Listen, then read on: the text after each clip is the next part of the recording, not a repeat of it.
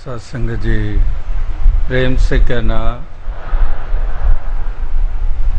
सत्संगत इंसानी जाति में आकर इंसानों का ही नुकसान करने के लिए, तो भक्त महापुरुष संतजन, गुरु पीर पैगंबर ये युगों युगों से यही संदेश, यही पैगाम हर मानव, हर इंसान को ये देते आए हैं कि इंसान तू जरा गौर कर ले, तेरे जीवन को कौन सी दिशा प्राप्त है, तू किस दिशा की तरफ जा रहा है, तेरा मुख किस ओर है, तेरी चाल कैसी है, तेरी प्रवृत्ति कैसी है, तेरी फितरत कैसी है।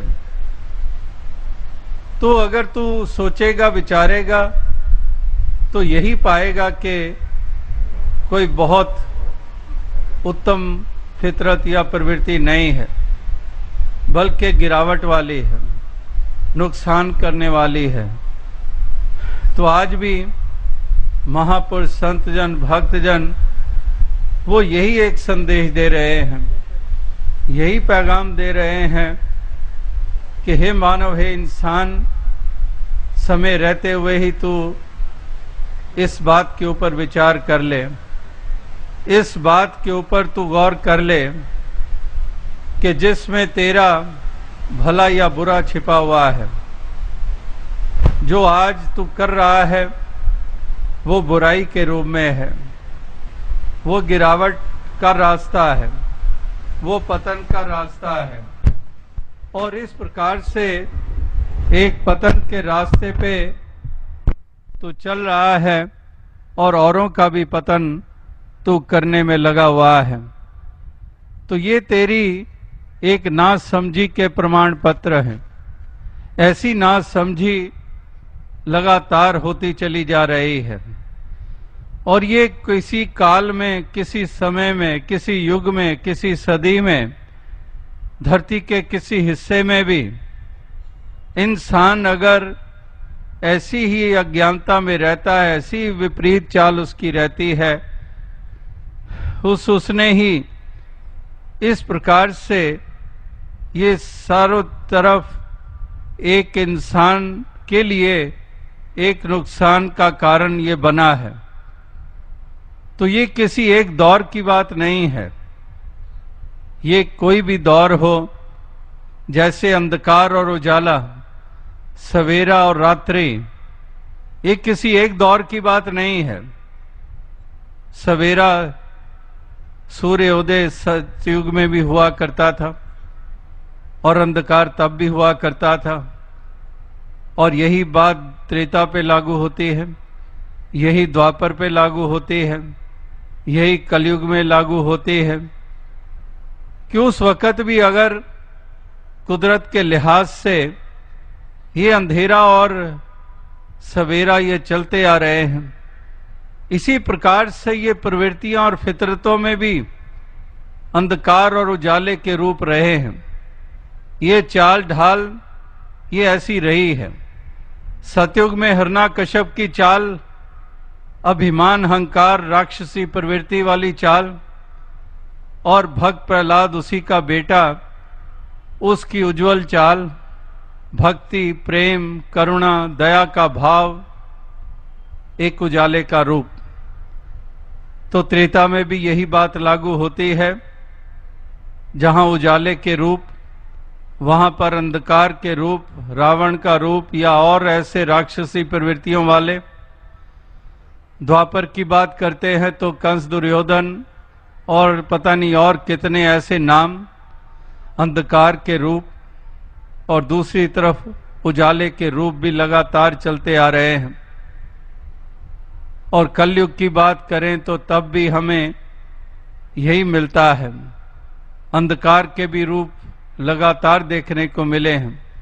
हजरत ईसा मसीह जी के समय में देखने को मिले हैं, हजरत मोहम्मद साहब के समय में देखने को मिले हैं, श्री गुरु नानक देव जी महाराज से लेकर श्री गुरु गोविंद सिंह जी महाराज के समय में भी देखने को मिले हैं।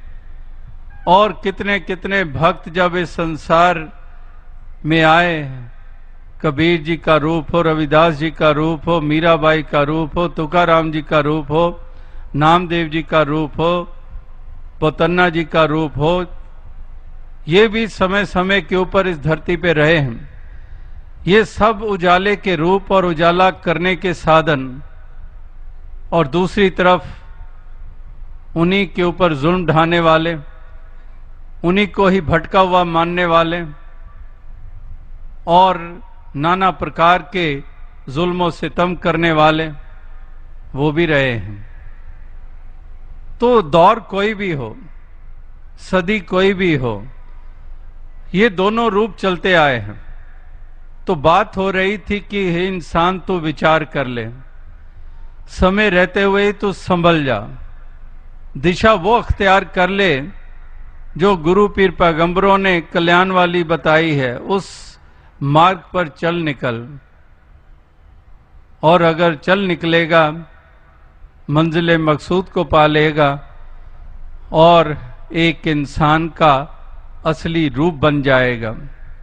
वरना इंसान का रूप नहीं बन पाता है। अगर वो अंधकार में ही पहलू है तेरे जीवन में, तो फिर तो तू शैतान या हैवानी कहलाता रहा है और कहला रहा है और आगे भी कहलवाएगा। अगर तू उसी चाल को चलता चला गया, अगर वो जागृति ना आई, तो ये तुझे नाम दिए जाते रहे हैं।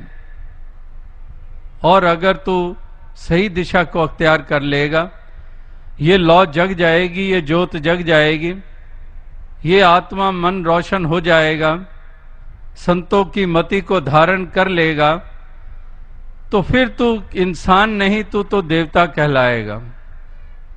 तो कितना अंतर है, कितना फर्क है। इसीलिए पहले भी कहना पड़ा कि इनका मार्ग और है, उनका मार्ग और, कि ये भिन्न भिन्न मार्ग हैं। इनका मार्ग और उनका मार्ग और, भक्तों का और है और साकत प्रवृत्ति वालों का और मार्ग है। एक भक्त प्रवृत्ति वालों का एक मार्ग और एक शैतानी फितरत वालों का अलग मार्ग। दोनों ही पांच तत्व के पुतले, पांच तत्वों के ही बने हुए हैं। उसी तरह से खान पान है, पहरावे हैं, जिसको हम अंधकार के रूप कहते हैं, कोई राक्षस प्रवृत्ति वाले कहते हैं। वो ये नहीं है कि दूर से ही पहचाने जाएंगे, उनके सर पे सींग नजर आ जाएंगे या कोई दुम नजर आ जाएगी। वो भी है तो ये मानव के रूप में ही होते हैं, लेकिन दोनों की फितरत में अंतर है, दोनों की सोच, दोनों की अप्रोच, दोनों के भाव में अंतर है, दोनों के व्यवहार में अंतर है। एक कुछ देन दे रहा है संसार को, दूसरा कुछ और देन दे रहा है। एक बचाने में लगा हुआ है, एक उजाड़ने में लगा हुआ है, एक बसाने में लगा हुआ है, एक गिरे हुए को उठाने में लगा हुआ है, दूसरा गिराकर खुश हो रहा है। एक मरहम का काम कर रहा है, दूसरा जख्म दिए चले जा रहा है। एक धर्म को जिंदा कर रहा है, रख रहा है, और एक धर्म को बदनाम कर रहा है। तो दोनों में कितने अंतर हैं, कितने फर्क हैं। तो आप किस श्रेणी में आना चाहते हैं? तो महापुरुष संत जनों ने यही एक इंसान को पैगाम दिए कि तू उस श्रेणी में आ जा जो इंसान से जिसकी उम्मीद की जाती है, जिसके कारण इंसानी जन्म को उत्तम जन्म इसका माना गया है। वरना तो 84 लाख योनियां हैं और 84 लाख योनियों में से केवल एक इंसानी योनि, और अगर वो भी ना तो बन पाया तो कितनी एक पीड़ा वाली बात है, कितनी शर्मिंदगी वाली बात है कि 84 लाख योनियां हो और उसमें से केवल एक योनि इंसानी। वरना तो पशुओं की कितनी योनियां हैं, जानवरों की कितनी योनियां हैं, पंछियों की कितनी योनियां हैं, जल में पैदा हुए कितनी ऐसी स्पीसीज, उनकी कितनी योनियां हैं। लेकिन इंसानी योनि केवल एक, और अगर एक योनि में आकर भी तू इंसान न बन पाया तो तू जानवर और पशुओं से तो फिर बदतर ही हुआ, क्योंकि उनको वो दिमाग नहीं दिया गया है, उनको वो सोचने समझने की वो रैशनल अप्रोच नहीं दी गई है, वो सामर्थ्य तुझे दी गई है। लेकिन सामर्थ्य का इंसान तू उपयोग ही ना करे, बल्कि तू उसका दुरुपयोग करे। सामर्थ्य किसी के पास दौलत की होती है, दौलत का दुरुपयोग करने लग पड़ता है।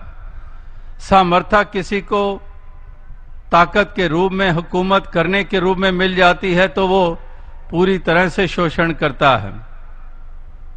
सामर्थ्य किसी को दिमाग मालिक ने तेज बख्शा है तो उस तेज दिमाग का ऐसा इस्तेमाल करता है कि कई कॉन्स्पिरेसीज रच देता है, कितने नुकसान करवा देता है। तो वो सामर्थ्य उसका दुरुपयोग हो जाता है। तो इसी प्रकार से मालिक ने तुझे सामर्थ्य दी है, सोचने समझने की ताकत दी, लेकिन हे इंसान तू उसका कहां पर सदुपयोग कर रहा है? तू उसका दुरुपयोग ही कर रहा है। ये जन्म भी तेरा यूं ही चला जाएगा और इस प्रकार से यहां पर भी और आगे भी तुझे शर्मिंदगी का ही सामना करना पड़ेगा। पापी कर्म कमाम दे कर दे हाय हाय, ज्यों मत्थे मधाणियां त्यों मत्थे धर्म राय। तो ये लगातार महापुरुष कह रहे हैं। और दूसरी तरफ जो जाग गए, जो उज्जवल हो गए, उजाला आ गया जीवन में और उसी उजाले के तहत सही दिशा की तरफ उनका मुख मुड़ गया,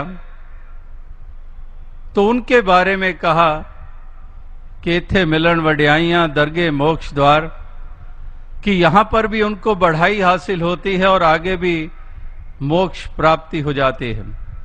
हरि की दरगाह में शर्मिंदगी नहीं उठानी पड़ती है, वहां पर फिर जम का कुछ वार चलने वाला नहीं है, आवागमन के बंधन से छुटकारा है।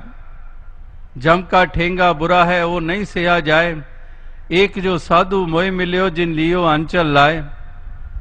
कि वरना तो जम का ठेंगा बुरा है, अंदाजा भी नहीं इंसान तुझे कि वो कितना पीड़ाजनक है। लेकिन ऐसे साधु मिल गए जिन्होंने आंचल लगा लिया, जिन्होंने वो दिशा दे दी, जिन्होंने वो रास्ता दिखा दिया, उस रास्ते पे चला दिया, उस मंजिल पे पहुंचा दिया, वो जागृति दे दी, वो गफलत की नींद से उठा दिया। तो वो वास्तविकता में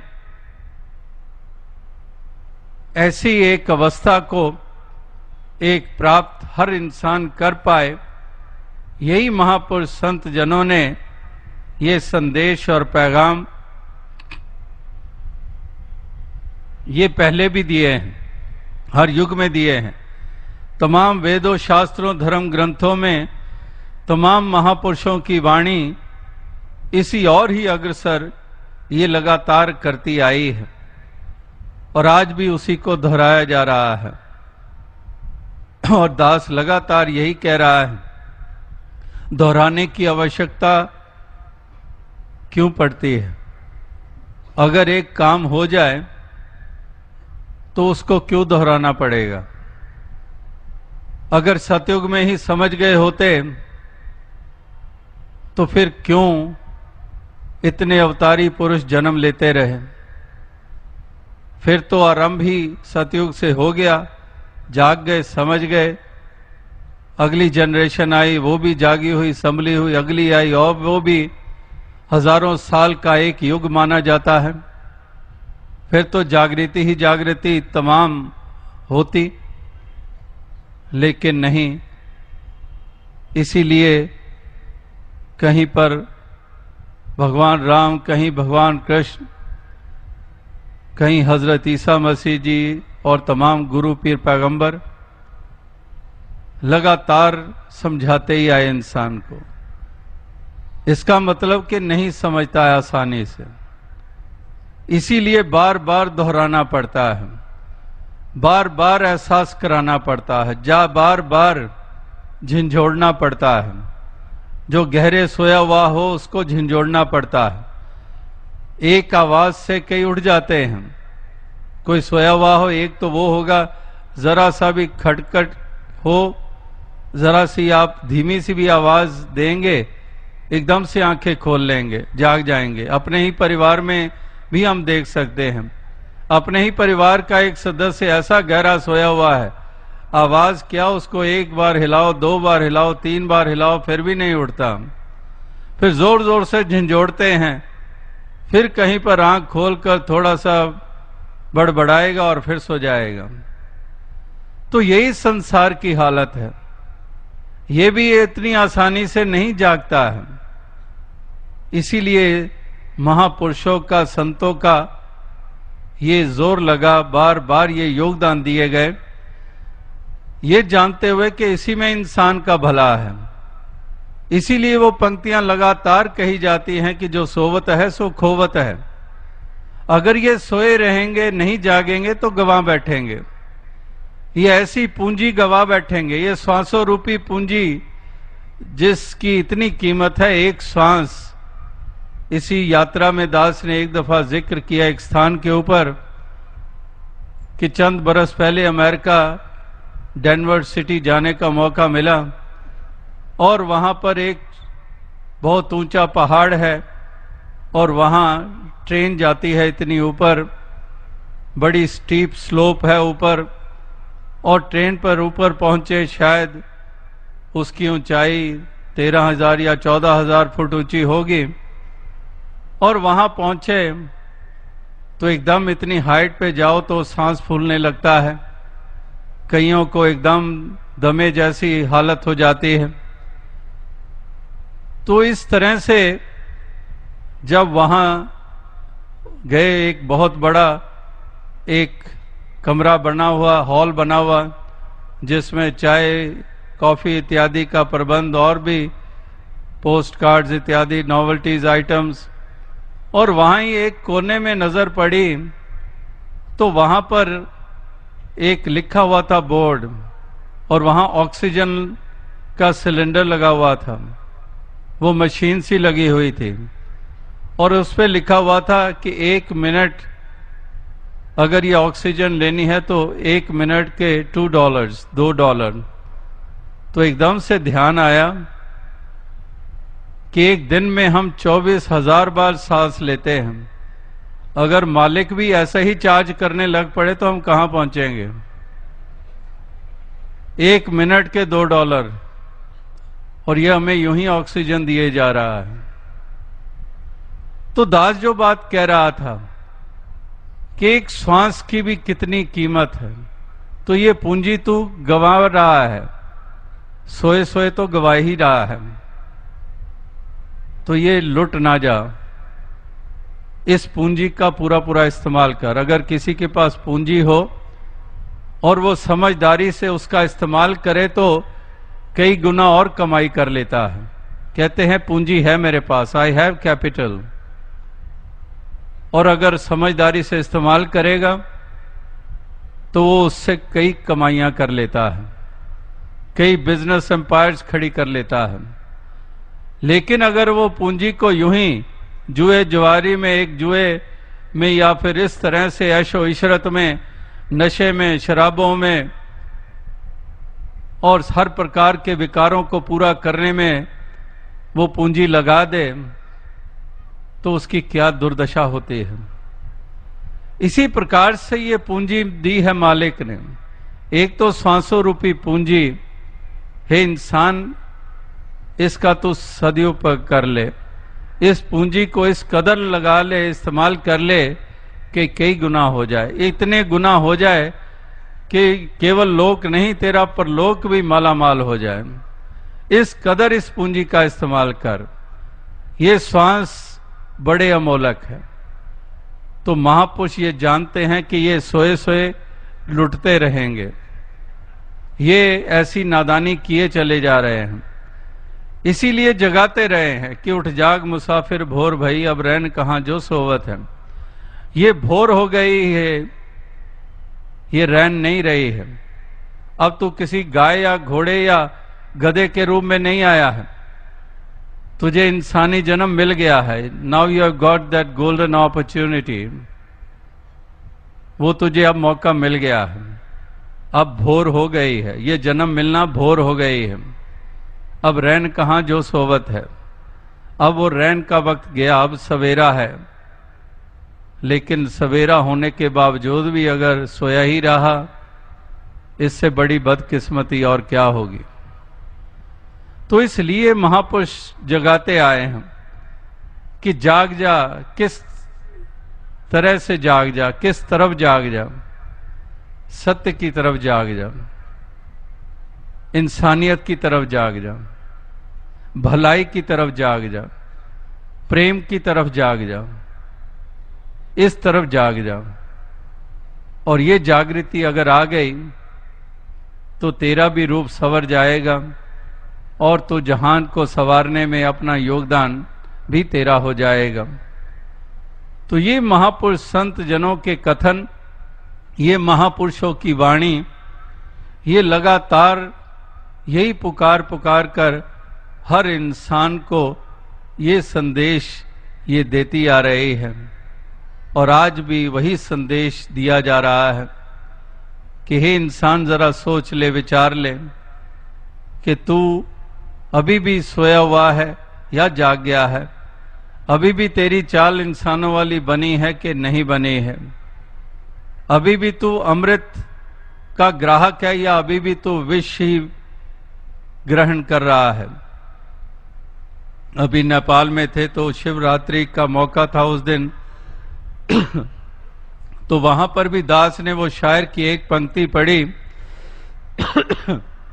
जिसमें शायर कहता है कि हम उस दौर में जीते हैं जहां शिव से बढ़कर विष को पीते हैं, कि हम शिव को नहीं पीते हैं, हम शिव को ग्रहण नहीं करते हैं, इसीलिए मंगलमय जीवन नहीं होता है। हम तो विष ही पीते हैं, हम तो एक विष ही घोलते रहते हैं, हम तो जहरी पीते हैं और जहरी घोलते रहते हैं दूसरों के जीवन में भी, दूसरों को भी बेचैनी देते रहते हैं, दूसरों को भी, दूसरों के मनों में भी जहर घोलते रहते हैं। ये एक कार्य ये होता आ रहा है। और इस प्रकार से महापुरुष संत जन यही संदेश दे रहे हैं हर मानव को कि इंसान तू उस रास्ते पे चल निकल जो रास्ता जो अमृत वाला रास्ता है, जो अमृत जिससे प्राप्त हो जाता है, जिससे तेरा रुतबा बुलंद हो जाता है, ऐसे रास्ते पे तो चल निकल। यही महापुरुष संत जनों के ये कथन है, यही उनकी वाणी पुकार पुकार कर कहते हैं। ये केवल सुनने का विषय नहीं है, ना ही मकसद महापुरुषों की वाणी का कि केवल सुनना है और आगे सुना देना है, ना ही इसको केवल पुण्य बात मानकर इसको निभा लो कि महापुरुषों की वाणी को पढ़ना यही पुण्य का काम है। इससे आगे निकलना होगा कि पढ़ा तो पुण्य और ना पढ़ा तो पाप हो गया, स्नान किया तो पुण्य, ना किया तो पाप हो गया। केवल यहीं तक सीमित रहोगे तो ये तो केवल रिचुअल्स हैं। बात बनेगी कि जो महापुरुषों ने कहा है उसको निभाना है, उसको अपनाना है, उस रास्ते पे चलना है, वो नाता जोड़ना है, सत्य का बोध हासिल करना है। ये जो परम अस्तित्व है, ये जो मालिक खालिक निराकार है, ये जो रमा हुआ राम है, इसका बोध हासिल करना है, इससे नाता जोड़ना है, ये आत्मा को भी रोशन करना है और इसी उजाले से मन को भी रोशन करना है। जैसे महापुरुषों ने कहा है, पंजाबी में वो पंक्ति सूफी संतों ने कही है कि ज्ञान दा दीवा बाल हनेरे तेरी लब जाए वस्त गवाची, कि ये ज्ञान का दीपक ये जला ले और तेरी खोई हुई वस्तु मिल जाएगी। है तो अंधकार के कारण ही ये वस्तु से तू वंचित है। ज्ञान दा दीवा बाल हनेरे तेरी लब जाए वस्तु गवाची, कि जो खोई हुई है वो मिल जाएगी। जैसे हमारे कोई भी चीज खोई हुई हो, कोई जमीन पे गिर जाए, अंधेरा हो, तो हम टॉर्च का सहारा लेते हैं, कैंडल का सहारा लेते हैं, लालटेन का सहारा लेते हैं और जहां तहां ढूंढते हैं और वो खोई हुई वस्तु जो है वो हमें मिल जाती है उस रोशनी के कारण। इसी प्रकार से महापुरुष कहते हैं कि ये ज्ञान की रोशनी कर ले और जो खोया हुआ है वो मिल जाएगा। और खोया क्या हुआ है? ये परम आत्मा, ये ईश्वर, ये निराकार। यूं तो उस लिहाज से इसको खोया हुआ नहीं कह सकते, क्योंकि ये तो सर्वव्यापी है। जो सर्वव्यापी है वो कहां खो सकता है? उस हिसाब से तो ये खोया हुआ नहीं है। लेकिन जो कह रहे हैं महापुरुष संत, सूफी संत, उनका भाव कुछ और है। उनका भाव ये है, क्योंकि तेरे हाथ में नहीं है तो इसका मतलब खोया ही हुआ है।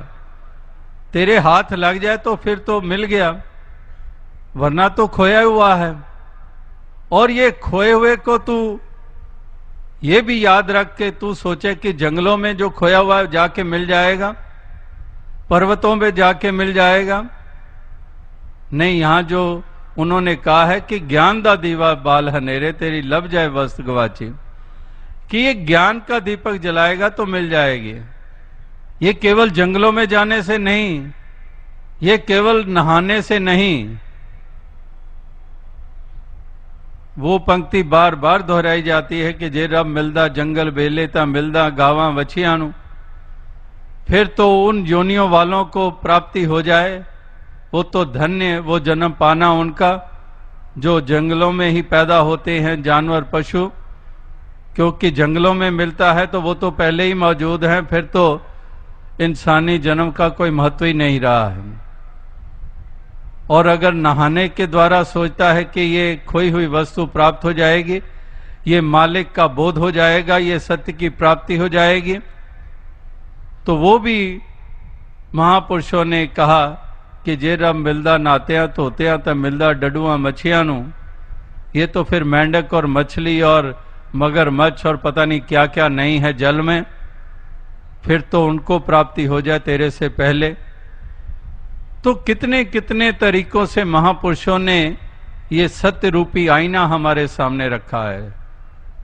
जो इस तरह से मानकर चल रहे होते हैं, प्राप्ति का साधन मानकर चल रहे होते हैं, वो महापुरुषों के ऐसे वचन से थोड़ा तिल मिला जाते हैं कि ये क्या कहा जा रहा है। वो कबीर जी की वाणी को कभी बर्दाश्त नहीं करेंगे, वो बुल्ले शाह जी के वचनों को कभी बर्दाश्त नहीं करेंगे। लेकिन है तो हकीकत जो उन भक्तों, संतों, गुरु पीर पैगंबरों ने कही। यही कहा कि उजाले के बगैर ये संभव नहीं है, इसकी प्राप्ति, इसकी लगता। तो ये बोध कर ले, अपना जन्म सफल कर ले, क्योंकि यही वो उजाला है जिससे आत्मा की भी भटकन समाप्त होगी, आत्मा के भी भ्रम मिटेंगे और मन भी रोशन होगा, मन के भी भ्रम मिटेंगे और ये बंधनों से छुटकारा मिलेगा। और इस प्रकार से सुरखरू होकर तू इस जीवन के सफर को तय करेगा और आत्मा भी सुरखरू हो जाएगी, क्योंकि बंधनों से निजात मिल गया। तो यही महापुरुष आज प्रेरित कर रहे थे कि हे मानव, हे इंसान, तो इससे नाता जोड़ ले, इस प्रभु के साथ नाता जोड़ ले, ये सत्य को हासिल कर ले, अपने श्वासों का मोल डाल ले, ये जन्म अपना सफल कर ले। ये हीरे जैसा जो जन्म है, ये कौड़ियों के भाव मत गवा, इसका तू पूरा पूरा एक सही इस्तेमाल कर ले, लाभान्वित हो जा और तू इस जीवन के सफर को इस कदर तय कर कि सुगंध ही सुगंध हो, महक ही महक हो। एक प्यार के साथ तू जीता चला जा, सुंदर व्यवहार करता चला जा, तन का, धन का, विद्वता का, हुकूमतों का तू सदुपयोग करता चला जा। जो कि कल्याणकारी हो सबके लिए। इस प्रकार से तू ऐसी एक चाल जीवन की तू चलता चला जा। यही एक शुभ कामना भी है, ये संदेश और पैगाम भी दिया जा रहा है। तो दास और अधिक शब्दों का सहारा ना लेते हुए इन्हीं शब्दों से आपसे इजाज़त चाहेगा। ये जो समागम का पहला दिन उत्तर प्रदेश का, जो लखनऊ नगर में, इस राजधानी में उत्तर प्रदेश की, जहाँ पर इसका आयोजन हुआ है, और ये भी आप जानते ही हैं कि पहले इलाहाबाद की सूचना दी गई थी लेकिन वहाँ मैदान वही थे जो कुंभ का मेला जहाँ लगा था, और पहले वहाँ प्रशासन ने दिलासा दी थी कि हम समय पे ये स्थान खाली कर देंगे, लेकिन वहाँ पर नज़र आया देरी लगेगी, और जहाँ समागम का इतना विस्तार रूप होता है तो इतना समय नहीं मिल पा रहा था कि वहाँ ऐसा आयोजन हो पाएगा। तो इसीलिए लखनऊ की तरफ ध्यान गया, और ये थोड़ा सा ही इनको थोड़े ही दिन मिले जहाँ पर ये थोड़े दिनों में ही ऐसी सुंदर व्यवस्था यहाँ प्रबंधक महापुरुषों ने और तमाम यहाँ की जो एडमिनिस्ट्रेशन ने साथ दिया और संस्थाओं ने। तो इसलिए आज आप यहाँ लखनऊ में इस समागम के पहले दिन आप पूर्ण आनंद प्राप्त कर रहे हैं, और अभी कल का रोज भी है, तो आज की तरह कल भी दातार कृपा करे इसी तरह से मधुर वचन, कल्याणकारी वचन ये श्रवण करने को मिलते रहें, और सभी इन घड़ियों को, इन लम्हों को, इन तमाम पलों को सुंदर ढंग से बिताते चले जाएं और लाभान्वित होते